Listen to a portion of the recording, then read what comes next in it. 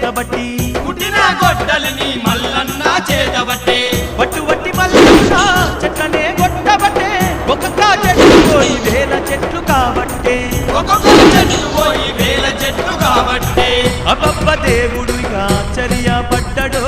దేవరాజు మల్లయ్య ఇట్లా కాదు అట్లా కాదని ఏమీ చేస్తుందురో రాజు మల్లయ్య